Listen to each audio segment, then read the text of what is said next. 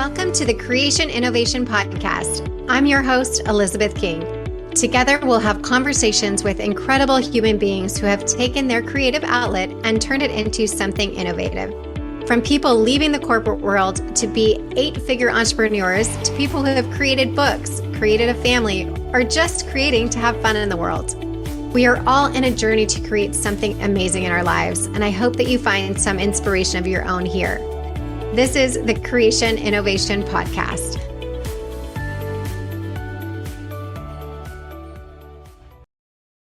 Hey everyone, welcome back to Creation Innovation. I'm really looking forward to our conversation today with Jennifer Palumbo. Jay, how are you? Welcome. Good. It's so good to see you. I remember you very well from last year's ASRM. Yes. And your Instagram, I've been following it, and I think it's kicking ass, if I do say so myself. Well, thank you. I appreciate that. We have a lot of love that goes into it. Yeah, it's obvious. And I think it's sometimes difficult for people to not only break down the complexities of infertility, but to make it not depressing. And you do a very good job of that. Thank you. I mean, it's a daily, what's the word to put it nicely, in the realm that we're in with fertility. It is not nice all the time, right? It's not, Right. There's a lot of news that is not good news. And so having the ability to help people to see beyond that and give them hope when they feel there is no hope, or when you're in that place of desperation. I think most of us who've been down that road and trying to have a baby know that feeling. And I say, no matter where you are on the planet, those feelings are the same. And that's really, it's hard, but we try to, again, give them hope and show them that there's other options and people there that want to help you. And I think too, before even I got married or even tried to have children, I thought of my life in different categories. You have your friends category, work, spirituality, friends, and if maybe one area isn't doing well, like let's say your career isn't going well, but you are really great in the friends department, you're kind of like can keep going. And then once I went through infertility, I realized that it literally put a strain on every single category of my life. Spirituality, my friends, because some of them were getting pregnant and I wasn't. My job, because I was so stressed about where I was going to get the money for treatment. It was incredible that here I had this like little idea of different categories, and infertility literally put a strain on almost every single category. I know, it's crazy. And I get goosebumps just hearing you say that, because again, that is universal for most. I honestly can't think of anybody who can't relate to that aspect, because we tend to retreat, or even if you are sharing your story with people, it is affecting one thing or the other. So let's dive into your story. What is your story? Tell us about that with I always fertility. say, as an Italian Catholic, my life, yes, exactly. My life was a series of like babies, christenings, weddings, funerals. And everyone in my family got married in their 20s. I think I'm the only one who hasn't, who waited. And God forbid I just waited to marry someone I could stand. Right. So I didn't think I was that old when I got married. I was 34. I was 33 when I met my husband. We got married at 34 and we started trying to conceive right away. And being Italian and Catholic, I'd always been told you'd get, sneezed on and pregnant, or if you were like in a mile radius of sperm, you would conceive.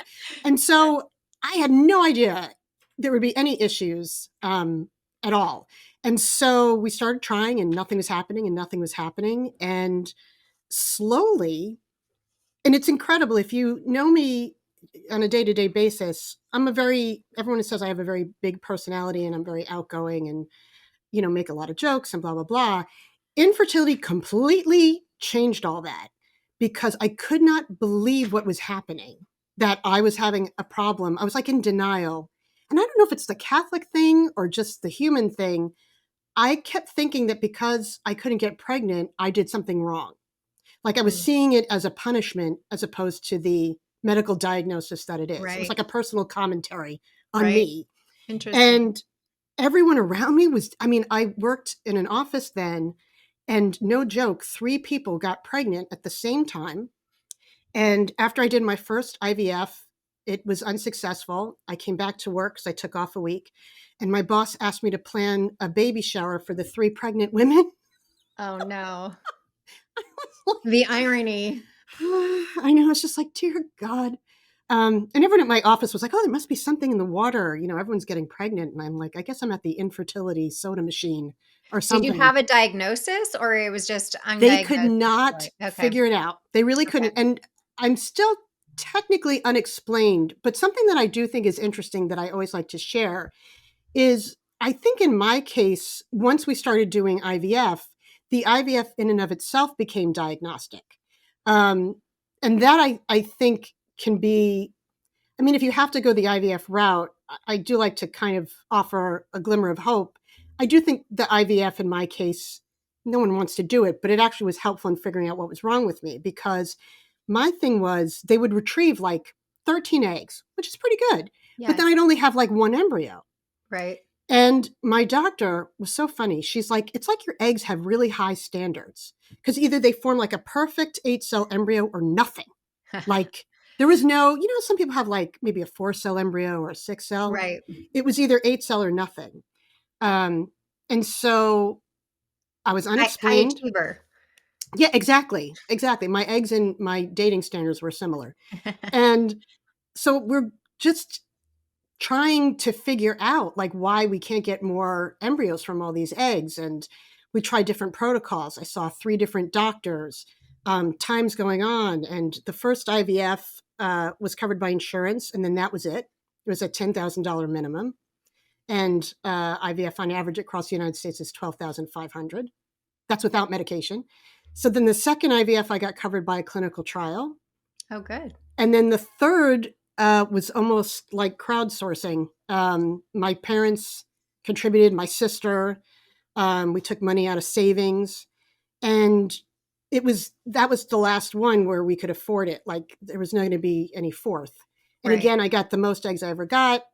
Only had one embryo, and I mean, through nothing short of a miracle, that's the embryo that stuck, and it's now my 11-year-old son, Michael. Amazing. Um, so that was my infertility journey. And after I had Michael, I went back to the doctor and I'm like, do you think I should ever try to have another kid? She was like, no. And I actually, people are like, I can't believe she was that blunt with you, but I respected it. She was Yeah. like, if you did it, maybe do one more IVF and then stop because you're not a good responder. So we decided not to, we didn't want to go through it again. I just Right. couldn't imagine doing the shots and all of that again. So we gave away all of our baby stuff and, got comfortable in having just one child. And then literally a week before I turned 41, I was working at a company called Fertility Authority. And we were in a meeting and they were talking about a period tracking app. And it occurred to me I hadn't gotten my period. I never would have thought about it if it wasn't for this meeting. And so I, on my lunch hour, took a pregnancy test because I was so convinced I wasn't pregnant. And it turned out I conceived on my own. Amazing.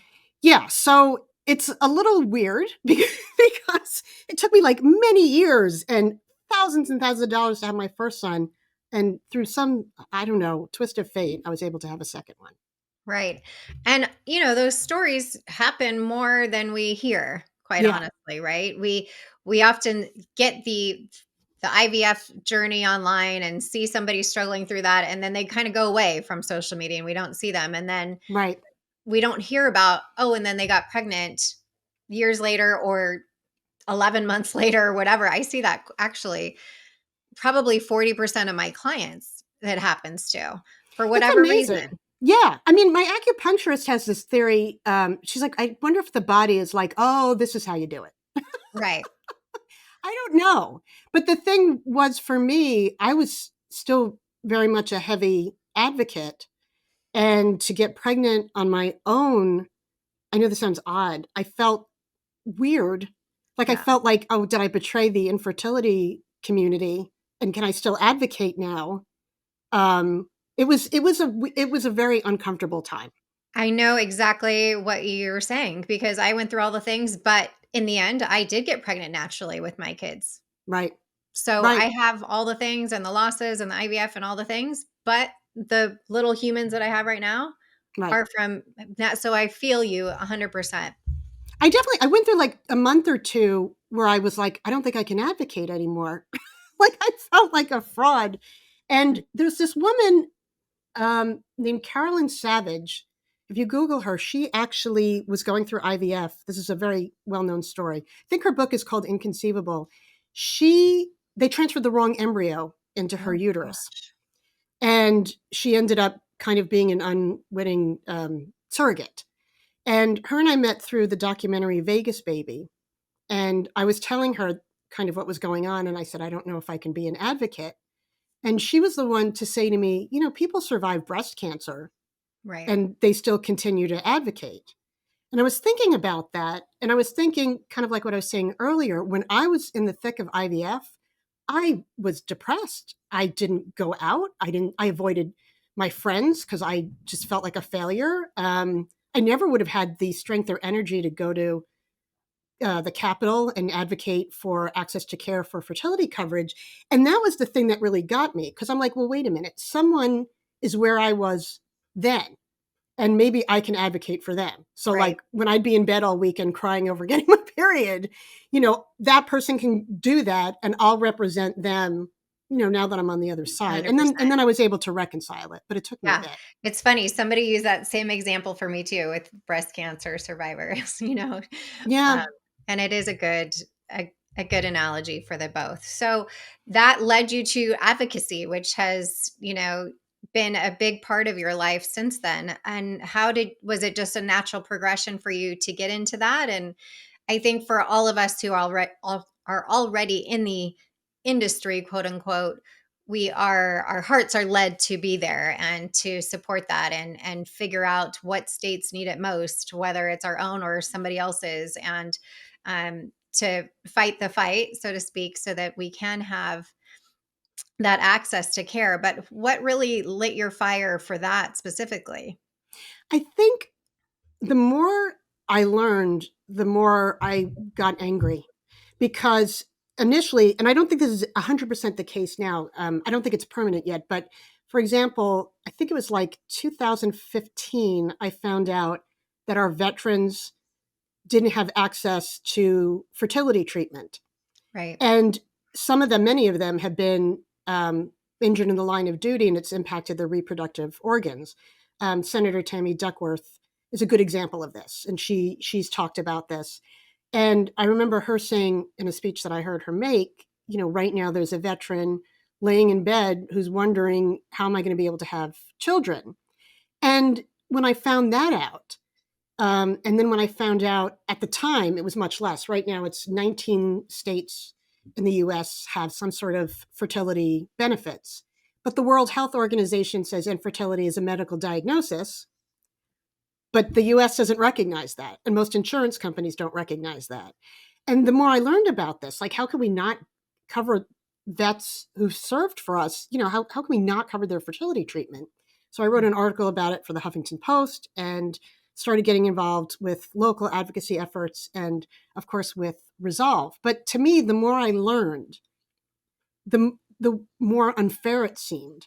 And I couldn't believe some of the things a lot of the things still don't make any sense. Right. If you have a certain medical diagnosis, you have blocked fallopian tubes, most insurance companies will make you do IUI three times before they let you go to IVF. That's stupid. Mhm. Yeah. That's just dumb. It's a waste of Right. time. Right. And that really is what lit my fire and made me angry. And Hmm.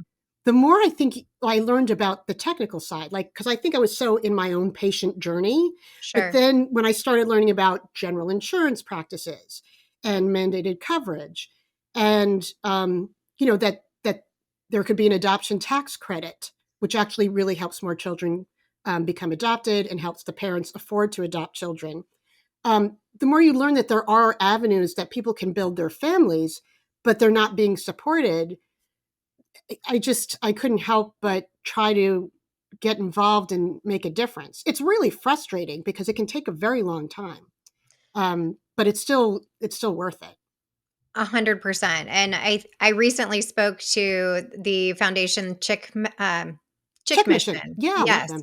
Similar to what you're saying about the veterans, right? These women that are going through Oh, right. cancer Cancer or other patients. things that are, they have to go through treatment and therefore want to preserve their fertility prior to that treatment.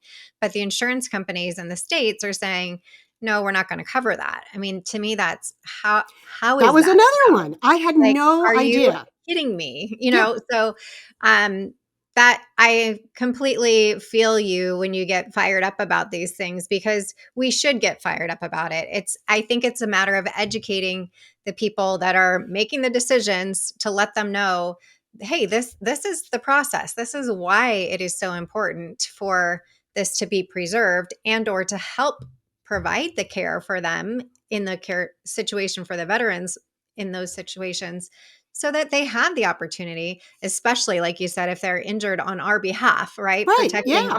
us I was out floored. there. Yeah, because Yeah. I don't think TRICARE has fertility coverage. But the same thing, I was talking to the Alliance for Fertility Preservation. I just assumed if you had cancer, you would be covered to preserve your fertility. And I had met with this really wonderful nurse at Sloan Kettering, and she told me that she had a patient who was a man who was holding off on his cancer treatment Mm. because he was trying to get his wife pregnant Mhm. before he underwent care. I'm like, this is Right. nuts. This And I is just think it's ignorance that you would assume exactly. that this would be Exactly. covered. Yeah. Yeah. That's why I feel like the more we can bring awareness and educate people in any form, the better off we are. So if anybody out there is listening to this, continue to have these conversations in the Starbucks line about your fertility or infertility or who you know that's going through it, because it needs to reach the larger masses to have that availability for people to get the support that they need on all levels. Oh God, yeah. And and it's such a good point, because when I was in Washington D.C. and I'm talking to senators and representatives, there was one guy I met. I won't say who, but he was a Republican representative in my area, and I was talking to him about infertility, and I said something about how one third of infertility is made up by women's issues, the other third is men, and the other third is unexplained. And he went, "Wait a minute, wait." He said, "Men can have infertility issues." I was like, "Yeah." I was floored. And he's, I mean, a bright, intelligent man. He doesn't have, a job where you don't use your brain. Right. Like, it's sort And of, therein lies the problem. yeah, I Yes. never forgot that. And I literally ended Mhm. up talking to him about the different infertility issues men can have, like sperm issues. And I'm like, oh my God, Right. like shocked. Well, sadly, even with the doctors, I feel like the majority of the time their go-to answer is, "Oh, your eggs are too old." Yeah, What about my husband? You don't want to talk right. about him or what's Yeah. happening there? You know what I mean? So Oh, yeah. that infuriates me too, because don't just give me the blanket answer of egg health, right? You Right. don't know me. You don't know anything about me other than my age. So, even in that regard of just not bringing the sperm into that first initial conversation to say, oh, Right. perhaps it's the sperm that is trying to make this embryo that could be, right? And we're still so far from that.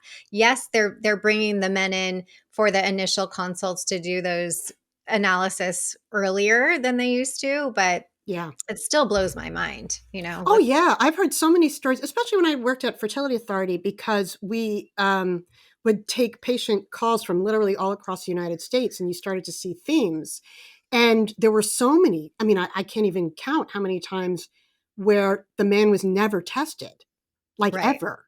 And I mean, how do you put together a puzzle if you're missing an important piece? Mm, It's shocking. And you make a good point too, because even patients, I don't think always know, I think their rights or what they can advocate for in terms of themselves. There was a woman on Twitter that I always remember, and she reached out to me and she said, I've had 3 pregnancy losses and I'm seeing my doctor tomorrow. And what should I ask them? So I said, I would ask about whether or not they recommend PGTA, if they think there's a uterine abnormality. I said, but your RE will totally know what to look for. And she wrote back, what's an RE? Oh, And I was like, wait a minute, who are you seeing tomorrow? And she said, my primary care physician. oh And I was dear. like, oh, no, no, no, no. But I mean, if you think about it, why would they know? Right. If you're getting pregnant and you're not having trouble conceiving, why would you necessarily think of going to a reproductive endocrinologist if you're having pregnancy losses? Well, I think even the OBs, unfortunately, tend to keep their patients with them Oh, longer yeah. than they should, Oh, yeah. Which I and don't know why they do that. I Do they don't make more either. money that way? I I mean, don't not to be know. blunt. And no offense to them, because I obviously they have a time and a place for when they need to be and play an important role. But in that preconception fertility space, especially if they've had losses and whatnot, that's not their wheelhouse. That's not their zone of genius. So Right. I think people think in their mind, if I go to see a fertility doctor and get the lay of the land, that means I have to do IVF. Right. And I always say that doesn't necessarily mean that's what's happening. It's just you want to see a specialist first who that's what they studied, that's what they did their fellowship in, that's what they know inside and out to tell you what is going on, right? And then you can decide what your options are and know what your options are. But you can't see an orthopedic Right. or a general practitioner to tell you information about, Yeah. again, the lay of the land of what's happening with you. So I always say this is don't go in there thinking, okay, because it's almost like this surrender. Okay, we finally made the decision. We're going to go see a reproductive endocrinologist or fertility doctor, whatever they're going to call it, thinking that they've kind of thrown in the towel. And I say, no, go see them first. Figure Yeah. out what's happening, and then you can know your path of which way to go and whatnot. So, Yeah. And I think that's a good point in the sense of I think sometimes patients don't realize they can take an active role in their fertility journey. Like they right. think they can't for some reason. But, you know, from what I understand, and I'm not a doctor nor if I played one on TV, so I apologize if I get this wrong. But I think REs do 2 more years over the OBGYN studies to know about fertility specifically. I think it's like 2 more years. Yeah, And I just feel like when it comes to fertility in general, in terms of education and the basics, no one ever talks about REs as it, right. may be helpful with PCOS or endometriosis or Mhm. pregnancy losses. They're sort of not always forefront, um, and they really can be. I mean, they can save years of time. I've heard so many patients. This makes me stabby, um, where they're like 38 and they're doing Clomid cycles with their OBGYN. Oh my God. I get like hostile because I mean, how that's just irresponsible Right, for right. so many reasons. And, So many reasons. yeah, it's just Mhm. so but I think it's hard to blame the patient because this information isn't readily out there. So I They support don't your know any Starbucks better. line theory. They Yes, don't know any better. They're exactly. like, "Okay, great." And then they get pregnant with twins and they're like, "Okay, great. Yeah, I don't know what happened," you know? I'm like, yeah, "Well, this is what happened."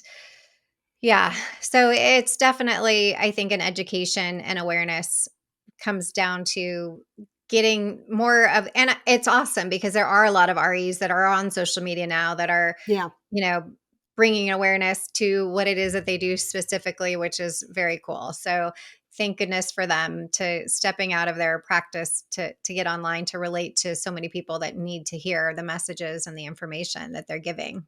What I wish on that note is more celebrities were transparent, or I don't know, just I know I don't know if it's beneficial to them at all to help out in any way, but I think of like Gabrielle Union, and even Carrie Underwood. They both shared that they had multiple pregnancy losses.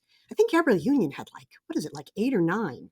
And Right. I always wish, although she's been incredible, and I don't mean to take away, but I always wish she would have just thrown in, that's not normal. If you have more than 2 or 3, something's Right. going on. Like what Right. doctor let her have 9? 100%, 100%. This is Yeah, not 50 years ago where we need to suffer through that. No that's right. way. Right. Right. I agree. I was reading, was it is it Tiffany Haddish or something? She also had 8 or 9 losses. I mean, that's Yeah. just crazy. And then, so according to ACOG, if you have more than 3 pregnancy losses, and then according to ASRM, it's 2 pregnancy losses, you should see a specialist because you may have something called RPL, which is recurrent pregnancy loss. And there are options. Like you said, it may not even entail IVF. It may just be some sort Taking of baby aspirin. Right, exactly. I mean, there's Yeah. autoimmune issues. There's a lot of Right. other things. And until you kind of take that first step, then you can, exactly like you said, you know what your options are and you are in control. You can decide which one you want to pursue. Right. I have a client who she's in Canada and recently just realized hers was ROGAM. And again, 50 years ago, women were having 7, 8 losses because of ROGAM. Now it's something that you get basically automatically once you get to a certain point here in the United States you get tested for that. Do you have the antibodies or not? And, Right. For my client, that was all she needed. And now she's, on her way. But it can be really easy and it doesn't have to be such a struggle. Of course, sometimes it is, but even if it is a struggle, you still have people that want to support you through it. So it feels like it's so heavy and it feels like you're alone and you'll never get through it. And we are both here to tell you, you will. And there's people that can support you through the process. Absolutely. All right. So as far as your own situation, and now you have 2 boys now, was getting into parenthood what you thought it was going to be after infertility? I mean, obviously you had your surprise after. Yeah. So that was a bonus. But was it what you expected? That's a really good question. And, I don't think anyone's ever asked that, which is really nice. I think particularly the first year of being a mom was so, how do I put this? It was so through the lens of infertility that it was incredible. Because most people say the first year is the hardest. And don't get me wrong, I was breastfeeding and waking up every 3 hours. And but I think because I had gone through all these years of dreaming of having a child and experiencing that, I just was like, wow, this is actually happening. Like I remember his first Halloween, and dressing him up like Winnie the Pooh. And I'm like, oh my God, this is all like, it was like all the stuff I fantasized about or that I just was hoping for. So I just remember the first year of Michael's life being, tough, but really just so freaking grateful that I got to experience all of that. But I think it's amazing even now, Michael's 11 and Matthew's 8, I still think about it all the time. Like if they're driving me crazy, I'm just grateful that I have them. And, I shared this with you offline. My oldest son is autistic. And my younger son recently said to me, do you ever wish he wasn't autistic? And I was like, oh my God, this is a big question. And I said, well, to be honest with you, I said, Mommy didn't think she could ever have kids. I said, so I'm just grateful that you're both here and you exist. And I think that's true. And I think it's amazing that once you go through that journey, no matter what happens, whether you adopt or go through surrogacy or decide, you just don't want to go through treatment anymore or you're child free, I think it does change you a little bit, maybe makes you more empathetic, and kind of keep things in perspective in some sense, no matter what. Of course. You can always get back to that feeling, right? Of your period starting or going into those fertility clinics. It always brings you back to like, okay, this is the baseline of where we started and the gratitude that I have for these little guys, regardless of what's happening. Yeah. And thank you for sharing that about your son, because I think also people don't really talk about autism. Yeah. And I'll say this, sorry to interrupt. Infertility really prepared me for autism because it's sort of similar in that instead of, was able to skip a couple of steps. Instead of going down that path of shame and, oh, what did I do? And I'm being punished. It was like, no. Like I learned this from infertility. You have to find out as much information as possible and destigmatize it. And it's amazing how much infertility has informed a lot of the rest of my life. And even now, just as a side note, because Michael's through IVF and Matthew, my younger son, wasn't, people have asked, oh, do you think Michael's autistic because he was through IVF? Hmm. And some people are like, well, don't you get insulted? And I'm like, no, because it's an opportunity to have a conversation about everything. Right. Infertility, IVF, autism, so Right. I don't get insulted.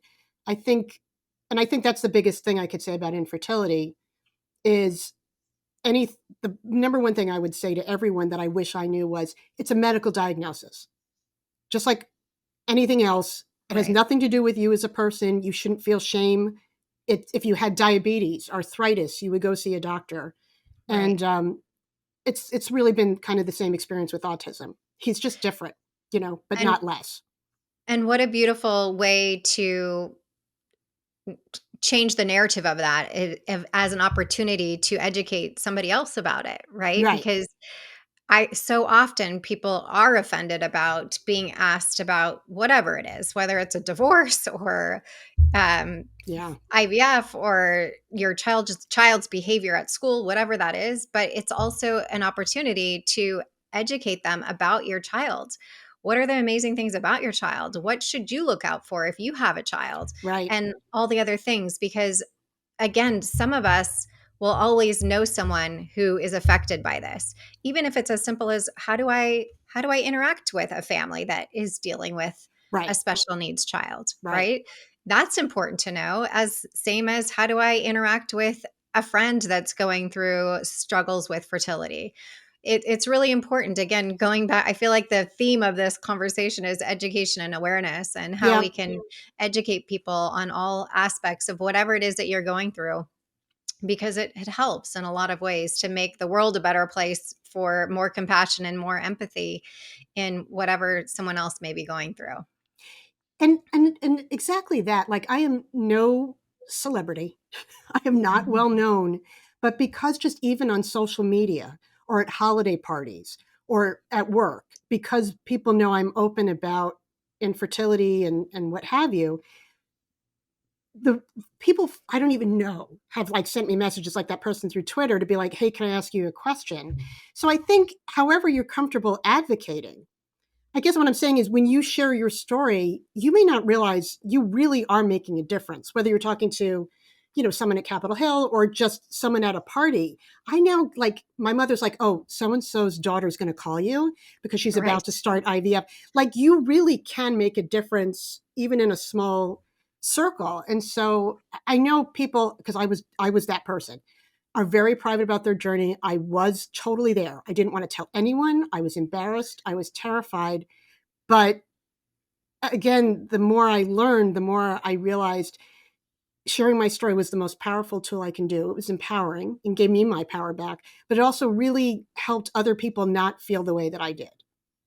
Agree. Yeah, Same story. And I think everybody processes it differently. Some people process their situation as they're going through it and they're sharing right, as it's happening. And that's okay too. For Jennifer and I, it was let me get through this and figure out what's happening. And then I can go back and say, okay, this right. was my story and how can I help other people? So, however it's happening for you is okay. Just get to a point if you can to know that you will help someone else with your story. There is somebody that needs to hear your voice in whatever way that that looks like, because we, as a collective of human beings, we need each other. Amen, sister. So, what is some advice that you give for somebody who's looking to advocate for fertility and or looking for resources around fertility and benefits and all of those things? Um, what's great is Resolve actually has a kit you can download if you want to advocate at your place of business. And I think that's probably the first question people need to ask themselves is how open do they want to be about advocating? Because sometimes it's just a matter of you can write your local lawmaker and be like, hey, we don't have fertility coverage in our area. This is something that impacts, 1 in 7.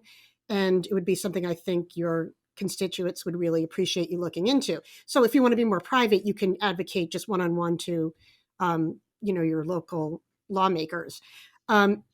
If you maybe don't want to do that, but you feel comfortable going to your HR department, there's a bunch of resources online with Resolve in particular. They literally have a kit that you can download and present to your employer about why fertility benefits can be incredibly beneficial. And it really, there's been tons of research on it. It's downloadable right now, a study that EMD Serrano and Resolve did about how employees are more likely to stay with the company if they had fertility benefits, that it decreases the amount of absences they have, that it's a good retaining tool for new employees.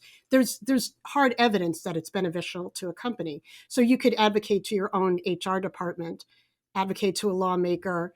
And then, of course, there are local advocacy efforts. I live in New York, and so I was involved in advocating for something called FAFTA, which was the Fair Access to Fertility Act. Or Treatment Act, excuse me. And that took several years to pass, but it did, I think in 2018. Awesome. And then the next one we did was CPSA, which is the Child Protective Services Act. And it was to make surrogacy, paid surrogacy legal in New York. That took forever, but that passed. So you also may want to look at any legislation around family building in your state, but Resolve really, I mean, there's ASRM, the American Society of Reproductive Medicine, there's Chick Mission, there's the Alliance for Fertility Preservation, CADE Foundation. But in terms of like hardcore advocacy, I would definitely recommend Resolve, the National Infertility Association, because they even know what's going on all the local levels. Right. And they do such a great job of keeping everybody up to date with what's happening, what's new, what needs to happen, what they are looking for with help with from the community, et cetera. So I agree. It's an awesome place to start. Yeah. Well, thank you so much for being here. Oh, I really appreciate it. I was just going to say, the only thing I would add is I also just want to make sure people know that sometimes it's not if you'll be a parent, it's how. Yes. I always feel that's important to remember, because like you have options, you have tons of options. And granted, I know they're not cheap, but for me, that was a major comfort. I'm like, okay, well, it's maybe how. Just how am I going to be adoption, surrogacy, exactly. IUI. So yeah, I just it may not look like what you thought it was going to look like, but it can happen. And it's just a matter of figuring out how it can happen. And there are so many resources. There's grants, there's, loan programs now specifically for all sort, like whether you're adopting or going through IVF or whatnot. It just takes a little bit of digging to see what's out there. Some clinics give cash discounts. You just need to open those conversations and do a little digging. Reach out to coaches, doctors, whoever, Jennifer, to see, do you have any suggestions of where I should go to start? It's out there. One thing I will say that I do recommend to people a lot, there are a lot of grants, and definitely look up grant information. But what really did help me for my second IVF is there's a website called clinicaltrials.gov. And if you put in your zip code, they have clinical trials in your area. You can even ask your clinic. But that's what I did for my second IVF. And there was an IVF clinical trial that I qualified for that was totally free. So that's amazing. Yeah, I don't know if a lot of people know about that. So I definitely would recommend that as a starting point. Thanks for adding that. Well, again, thanks for being here. And I can't wait for our paths to cross again soon. Yeah, me too. It was really fun. Thank you so much for listening to this episode of the Creation Innovation Podcast. Make sure to follow us on Spotify for free episodes and subscribe to the Creation Innovation Podcast on Apple, Spotify, or wherever you choose to get your podcast. Don't forget to rate and review the podcast wherever you're listening for a chance to receive a special gift. Yes, we actually do send out gifts. It's my favorite thing to do. So visit us at elizabethking.com/creation innovation for more information on how to enter. Every review counts, and we are so grateful. You can follow me at the official Elizabeth King on Instagram or TikTok. Until next time.